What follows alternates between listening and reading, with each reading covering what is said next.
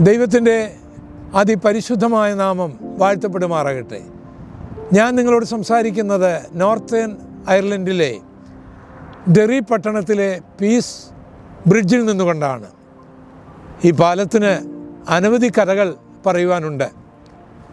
ഡെറിയെക്കുറിച്ച് പറയുമ്പോൾ നിങ്ങൾ ബ്രിട്ടീഷുകാരോടാണ് സംസാരിക്കുന്നെങ്കിൽ ലണ്ടൻ ഡെറി എന്ന് നിങ്ങൾ പറയേണ്ടതാണ്. നിങ്ങൾ ഐറിഷുകാരോടാണ് സംസാരിക്കുന്നെങ്കിൽ ഡെറി എന്ന് നിങ്ങൾക്ക് പറയാവുന്നതാണ്. ഇതിന് വളരെയധികം ചരിത്രങ്ങൾ ഉണ്ട്. പ്രോട്ടസ്റ്റൻ്റുകാരും കത്തോലിക്കരും തമ്മിൽ ദീർഘവർഷങ്ങൾ മതപരമായ ചിന്തയിൽ നിന്ന് ഉരുത്തിരിഞ്ഞു വന്ന വൈരാഗ്യം കൊണ്ട് നിറഞ്ഞ ഒരു സ്ഥലമാണിത്. ഇവിടെ 1972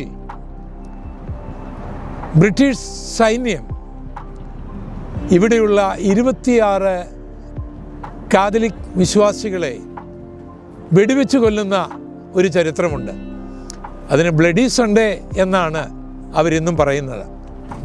നല്ല പേരായിരിക്കേണ്ട സൺഡേക്ക് ആ പേര് വന്നത് ദുഃഖകരമാണ്. എന്നാൽ യേശുവിൻ്റെ രക്തം ഒഴുകപ്പെട്ട ആ വെള്ളിയാഴ്ചയ്ക്ക് ഗുഡ് ഫ്രൈഡേ എന്നാണ് നാം പറയുന്നത്. അതിനൊക്കെ ആഴമേറിയ അർത്ഥങ്ങളുണ്ട്. ഈ കലഹങ്ങൾ വളരെ വർഷങ്ങൾ ഇവിടെ നീണ്ടു നിന്നു. 1998 ബ്രിട്ടനും അയർലൻഡും തമ്മിൽ ഒരു സമാധാന കരാർ ഒപ്പുവെക്കുകയുണ്ടായി. 1998 ബ്രിട്ടനും അയർലൻഡും തമ്മിൽ സമാധാന കരാർ ഒപ്പുവെക്കുകയുണ്ടായി. അതിൻ്റെ പ്രതീകമായിട്ട് 2011 ഈ പാലം പണിയുവാനായിട്ട് ഇടയായി. പ്രിയപ്പെട്ടവരെ, ഈ സമാധാനത്തിൻ്റെ പാലത്തിൽ നിന്നുകൊണ്ട് സമാധാനത്തിൻ്റെ മറ്റൊരു പാലത്തെക്കുറിച്ച് പറയുവാനാണ് ഞാൻ ആഗ്രഹിക്കുന്നത്. ദീർഘവർഷങ്ങൾ ക്രിസ്തുവിൻ്റെ അനുഗാമികൾ എന്ന് അഭിമാനം കൊള്ളുന്ന പ്രോട്ടസ്റ്റൻ്റുകാരും കാതലിക്സും തമ്മിലടിച്ച സ്ഥലം, കലഹിച്ച സ്ഥലം, രക്തം ചൊരിഞ്ഞ സ്ഥലം, പിന്നീട് അവർ സമാധാന കരാറിലേക്ക് വന്ന സ്ഥലം, അതിൻ്റെ ഓർമ്മയ്ക്കായി സമാധാനത്തിൻ്റെ പാലം പണിത സ്ഥലം, ഇതെല്ലാം കാണുമ്പോൾ എനിക്ക് വിശുദ്ധ ബൈബിളിലെ മറ്റൊരു പാലത്തെക്കുറിച്ച് പറയുവാനാണ് പ്രേരണയുണ്ടാകുന്നത്. എഫീസർക്ക് എഴുതിയ ലേഖനം 2-ാം അധ്യായത്തിൻ്റെ 14 മുതലുള്ള വചനങ്ങൾ ഞാനിവിടെ വായിക്കുന്നു. യേശു നമ്മുടെ സമാധാനം, അവൻ ഇരുപക്ഷത്തെയും ഒന്നാക്കി.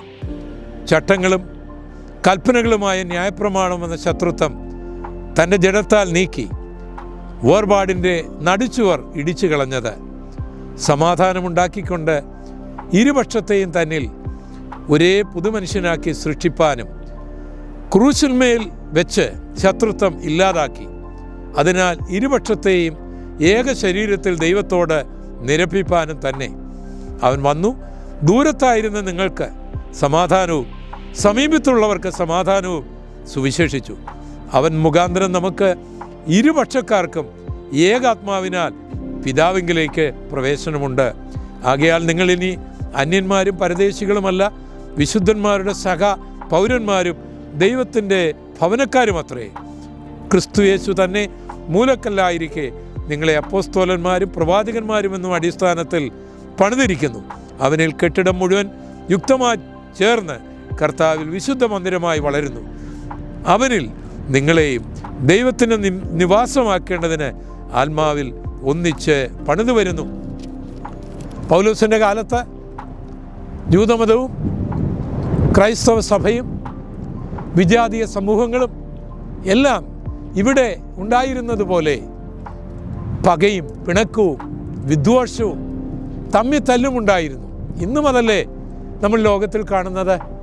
മതത്തിൻ്റെ പേരിൽ, രാജ്യത്തിൻ്റെ പേരിൽ, ഭാഷയുടെ പേരിൽ, നിറത്തിൻ്റെ പേരിൽ കലഹങ്ങളല്ലേ നമ്മൾ ഇന്നും കാണുന്നത്. എന്നാൽ ഇതിനൊക്കെ ഒരു പരിഹാരമുണ്ടാകുവാൻ, ഇതിനൊക്കെ ഒരു സമാധാനമുണ്ടാകുവാൻ, ഇതിനൊക്കെ ഒരു സമാധാനത്തിൻ്റെ പാലം പണിയുവാനായിട്ട് നിങ്ങൾ ഇന്ത്യക്കാരനാണെങ്കിലും ആഫ്രിക്കക്കാരനാണെങ്കിലും അമേരിക്കക്കാരനാണെങ്കിലും ഹിന്ദുവാണെങ്കിലും മുസ്ലിമാണെങ്കിലും നിരീശ്വരനാണെങ്കിലും ആര് തന്നെയാണെങ്കിലും ദൈവവുമായിട്ടൊന്ന് നിരക്കേണ്ടതിന്, എല്ലാവരെയും ഒന്നാക്കി തീർക്കേണ്ടതിന് ദൈവത്തിൻ്റെ പദ്ധതികൾ നിങ്ങൾക്കറിയാമോ? അതാണ് അപ്പോസ്തലനായ പൗലോസ് എഫെസ്യ ലേഖനത്തിൽ വിശദീകരിക്കുന്നത്.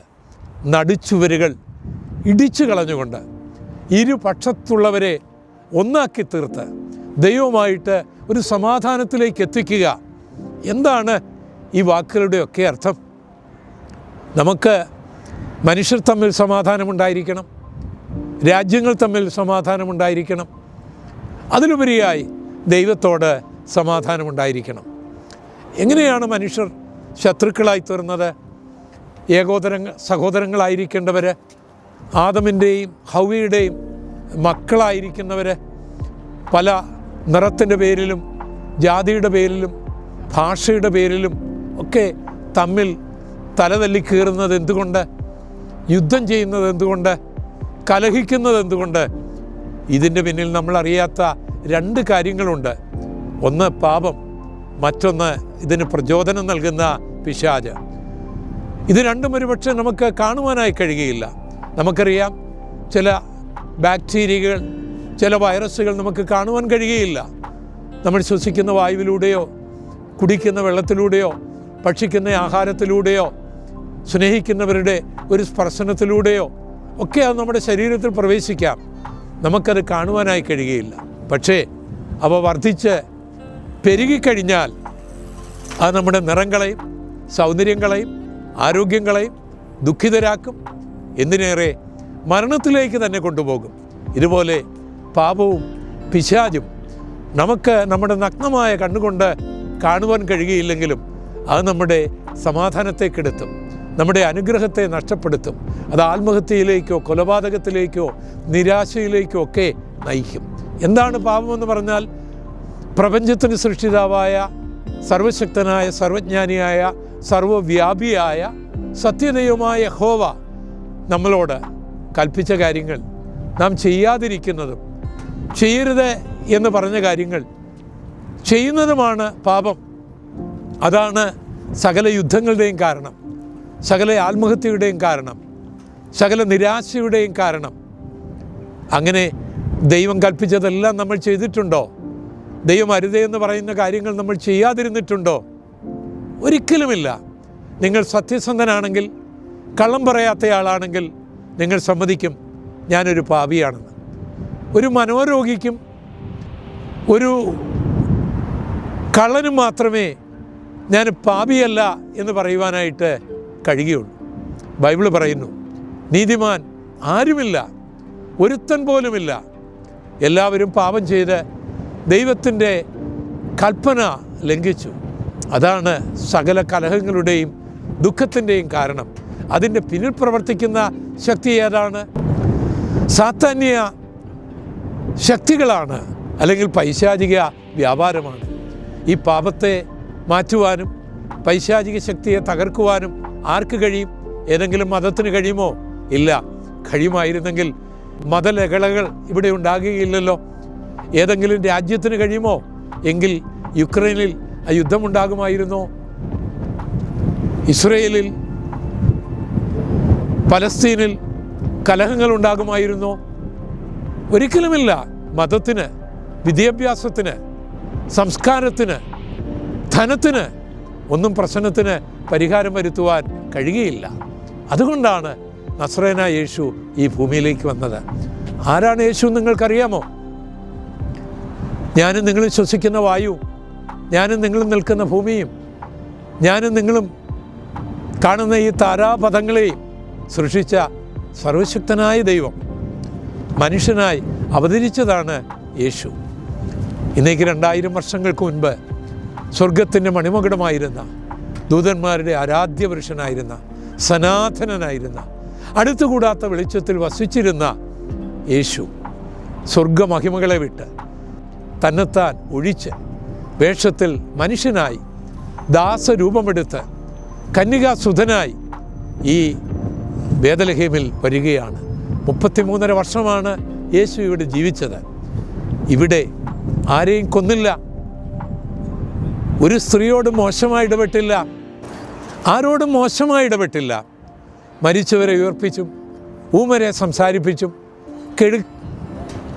ചെകിടരെ കേൾപ്പിച്ചും മുടന്തരെ നടക്കുമാറാക്കിയും 5 അപ്പം കൊണ്ട് 5000 പോഷിപ്പിച്ചും മനുഷ്യന് അവൻ്റെ ശരീരത്തിന്, അവൻ്റെ ആത്മാവിന്, അവൻ്റെ മനസ്സിന് പ്രയോജനമുള്ള കാര്യങ്ങൾ ഉപദേശിച്ചും കൊണ്ട് യേശു കർത്താവ് ഈ ഭൂമിയിൽ ജീവിച്ചു. എന്നാൽ യേശുവിൻ്റെ വരവിൻ്റെ പ്രധാന ലക്ഷ്യം അതൊന്നുമായിരുന്നില്ല. ഒരു സമാധാനത്തിൻ്റെ പാലം പണിയണം, മനുഷ്യൻ മനുഷ്യനുമായിട്ട്, രാജ്യം രാജ്യവുമായിട്ട്, അതിലുപരിയായി ദൈവത്തിൻ്റെ സൃഷ്ടികൾ മനുഷ്യർ ദൈവവുമായിട്ട്. അതിനുവേണ്ടി പാപമോചനം ആവശ്യമായിരുന്നു, അതിന് ക്രൂശ് മരണം ആവശ്യമായിരുന്നു. യേശു മരിക്കാൻ വേണ്ടിയാണ് ഈ ലോകത്തിൽ വന്നത്. യേശുവിൻ്റെ ക്രൂശ് മരണത്തെക്കുറിച്ച് നമ്മൾ പഠിക്കുമ്പോൾ യേശു ജനിക്കുന്നതിന് എത്രയോ വർഷങ്ങൾക്ക് മുൻപ് ജീവിച്ചിരുന്ന പ്രവാചകന്മാർ യേശുവിൻ്റെ ക്രൂശ് മരണത്തെക്കുറിച്ച് വ്യക്തമായി പറഞ്ഞിട്ടുണ്ട്. ഉൽപ്പത്തി മുതൽ മലാക്കി വരെ നാം അത് വായിക്കുന്നുണ്ട്.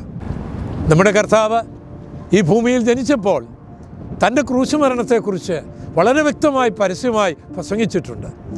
അത് മത്തായിയുടെ സുവിശേഷം 16-ാം അധ്യായത്തിൽ നമ്മൾ വായിക്കുന്നുണ്ട്. പ്രവാചകന്മാർ പ്രവചിച്ചതുപോലെ, യേശു പറഞ്ഞതുപോലെ മാനവലോകത്തിൻ്റെ പാപം പരിഹരിക്കപ്പെടേണ്ടതിനും അവരെ തകർക്കുന്ന സാത്താന്യ ശക്തികളെ തകർക്കേണ്ടതിനുമായി യേശു മരണത്തിന് തന്നെ ഏൽപ്പിക്കുകയാണ്. ഗെത്സമന തോട്ടത്തിൽ താൻ അറസ്റ്റ് ചെയ്യപ്പെടുകയാണ്. എൻ്റെയും നിങ്ങളുടെയും പാപങ്ങൾ കർത്താവ് സ്വീകരിക്കുകയാണ്, ശാപങ്ങൾ ഏറ്റുവാങ്ങുകയാണ്.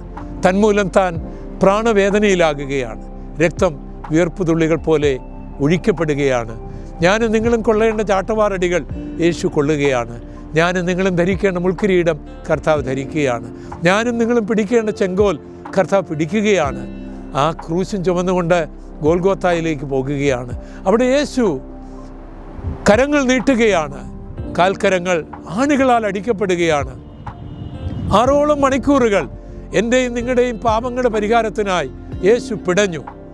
എൻ്റെയും നിങ്ങളുടെയും പാപങ്ങളുടെയും ശാപങ്ങളുടെയും പരിഹാരത്തിനായി സ്വർഗീയ കോടതി ആവശ്യപ്പെട്ട, ദൈവത്തിൻ്റെ നീതി ആവശ്യപ്പെട്ട സകല കാര്യങ്ങളുടെയും നിവൃത്തിക്ക് വേണ്ടി യേശു യാഗമായി തീരുകയാണ്. യേശു മരിക്കുകയാണ്. യേശു ഇവിടെ ഒരു സമാധാനത്തിൻ്റെ പാലം പണിയുകയാണ്. സ്നേഹിത, നീ ഒരു പാപിയാണോ? എങ്കിൽ നിൻ്റെ പാപമോചനത്തിന് വേണ്ടിയാണ് യേശു മരിച്ചത്. നീ ഒരു ശാപഗ്രസ്തനാണോ? നിൻ്റെ ശാപത്തിൻ്റെ മോചനത്തിന് വേണ്ടിയാണ് യേശു മരിച്ചത്. സാത്താന്യ ശക്തികളാൽ നീ ബന്ധിക്കപ്പെട്ടവനാണോ? അവൻ്റെ കരങ്ങളിൽ നിന്ന് നിന്നെ വീണ്ടെടുക്കേണ്ടതിന് വേണ്ടിയാണ് യേശു കർത്താവ് മരിച്ചത്. ഈ യേശു കർത്താവിനെ താങ്കളുടെ രക്ഷകനായി സ്വീകരിക്കുകയാണെങ്കിൽ താങ്കൾക്ക് ലഭിക്കുന്നത് പാപമോചനമാണ്, ശാപമോചനമാണ്, അനുഗ്രഹമാണ്, സമാധാനമാണ്. നഷ്ടപ്പെടുന്നത് പാപമാണ്, ശാപമാണ്, നരകമാണ്, വേദനയാണ്, ദുഃഖമാണ്. സ്വർഗത്തിനും നരകത്തിനും ഇടയ്ക്കുള്ള ഒരു ജീവിതമാണ് നിങ്ങൾ. ആ സ്വർഗത്തിലേക്കുള്ള സമാധാനത്തിൻ്റെ പാലം ഏതാണെന്നറിയാമോ? ഞാൻ തന്നെ വഴിയും സത്യവും ജീവനുമെന്ന് അരുളി ചെയ്ത കർത്താവാണ്. ആ കർത്താവിനെ സ്വീകരിക്കുന്നതിലൂടെ നിങ്ങൾക്ക് ദൈവവുമായി സമാധാനമായിരിക്കുവാനായിട്ട് കഴിയും. പ്രിയപ്പെട്ടവരെ, കേരളത്തിൻ്റെ കിഴക്കേയറ്റമായ കൊച്ചറയിൽ ഒരു പാവപ്പെട്ട ഹൈന്ദവ ഭവനത്തിൽ ജനിച്ച ഗോപാലകൃഷ്ണ എനിക്ക് 1974 ജൂലൈ മാസം 20-ാം തീയതി രാത്രിയിൽ 8:30-ക്കും 9 മണിക്കും ഇടയ്ക്കുള്ള ഒരു സമയത്ത് യേശുവിനെ രക്ഷകനായി സ്വീകരിക്കാനുള്ള മഹാഭാഗ്യം എനിക്ക് ലഭിച്ചു. ആ നിമിഷം തന്നെ എനിക്ക് സമാധാനം ലഭിച്ചു. ഇപ്പോൾ 50 വർഷം കടന്നുപോയി. ആ സമാധാനം എന്നിലുണ്ട്. കോവിഡും ന്യൂമോണിയയും വന്ന് മരണത്തിൻ്റെ വക്കിലെത്തി ആ സന്ദർഭങ്ങളിലും എനിക്ക് സമാധാനമായിരുന്നു. സുവിശേഷ വിരോധികൾ എന്നെ തല്ലിയിട്ടുണ്ട്, കടത്തിണ്ണകളിൽ കിടക്കേണ്ടി വന്നിട്ടുണ്ട്, പച്ചവെള്ളം കുടിച്ചുകൊണ്ട് വയറു നിറച്ച് നടക്കേണ്ടി വന്നിട്ടുണ്ട്, തല്ലുമെന്നും കൊല്ലുമെന്നും ഒക്കെ പറഞ്ഞു വന്നവരുണ്ട്. ഈ സന്ദർഭങ്ങളിലെല്ലാം എനിക്ക് സമാധാനമുണ്ട്. കാരണം യേശു പറഞ്ഞു, ഞാൻ നിങ്ങൾക്ക് സമാധാനം നൽകുന്നു, ലോകം തരുന്നത് പോലെയല്ല, വരൂ യേശുവിനെ സ്വീകരിക്കൂ. ബ്രിട്ടീഷുകാരും അയർലൻഡുകാരും അല്ലെങ്കിൽ കത്തോലിക്കരും പ്രോട്ടസ്റ്റൻ്റുകാരും തമ്മിൽ പല കാരണത്താൽ തമ്മിൽ തല്ലി അതിനൊരു പരിഹാരം വന്നപ്പോൾ അതിൻ്റെ ഓർമ്മയ്ക്കായി ഇവിടെ അവരൊരു ബ്രിഡ്ജ് ഉണ്ടാക്കി. എന്നാൽ ഗോൽഗോത്തായിൽ ഇതാ ഒരു പാലം, സമാധാനത്തിൻ്റെ പാലം 2000 വർഷങ്ങൾക്ക് മുൻപ് മാനവലോകത്തിന് വേണ്ടി പണിതിരിക്കും. വരൂ പ്രിയപ്പെട്ടവരെ, ഈ യേശുവിനെ നിങ്ങളുടെ രക്ഷകനായി സ്വീകരിക്കുക, കർത്താവായി സ്വീകരിക്കുക. അത് നിങ്ങൾക്ക് അനുഗ്രഹമായിരിക്കും. നിങ്ങൾക്ക് ഭാര്യ ഉണ്ടെങ്കിൽ ആ ഭാര്യയ്ക്ക് അനുഗ്രഹമായിരിക്കും, മക്കളുണ്ടെങ്കിൽ ആ മക്കൾക്ക് അനുഗ്രഹമായിരിക്കും, പിതാവുണ്ടെങ്കിൽ മാതാവുണ്ടെങ്കിൽ സഹോദരങ്ങളുണ്ടെങ്കിൽ അവർക്ക് അനുഗ്രഹമായിരിക്കും. നിങ്ങളുടെ ഗ്രാമത്തിന്, നിങ്ങളുടെ പട്ടണത്തിന്, നിങ്ങളുടെ രാജ്യത്തിന് എല്ലാം അനുഗ്രഹമായിരിക്കും. ഈ നല്ല കർത്താവിനെ സ്വീകരിക്കുക. ദൈവം നിങ്ങളെ എല്ലാവരെയും അനുഗ്രഹിക്കട്ടെ. ഈ ദർശനം ഇവിടെ റെക്കോർഡ് ചെയ്തുകൊണ്ടിരിക്കുന്നത് ഓതറക്കാരനായ സോഫ്റ്റ്വെയർ എഞ്ചിനീയറായ ബ്ലസനാണ്. ബ്ലസനെയും ദൈവം അനുഗ്രഹിക്കട്ടെ. ഇവിടെ ലെറ്റർക്കനിയിൽ ഇന്ത്യ പെന്തക്കോസ്ത് ദൈവസഭയുടെ പാസ്റ്ററായിരിക്കുന്ന ഷൈൻ മാത്യു പ്രാർത്ഥിച്ച് ആശീർവാദം പറഞ്ഞ് ഞങ്ങളുടെ ഈ പരസ്യയോഗം ഇവിടെ അവസാനിപ്പിക്കുകയാണ്. പ്രാർത്ഥിക്കാം. ഹല്ലേലൂയ. നന്ദിയോടെ സ്തോത്രം. പരിശുദ്ധനാകുന്ന ഞങ്ങളുടെ നല്ല ദൈവമേ, സ്വർഗ്ഗസ്ഥ പിതാവേ, ഞങ്ങളെ കേൾപ്പിച്ച നല്ല കർത്താവേ സന്ദേശത്തിനായി നന്ദിയോടെ സ്തുതിക്കുന്നു, സ്തോത്രം ചെയ്യുന്ന കർത്താവേ.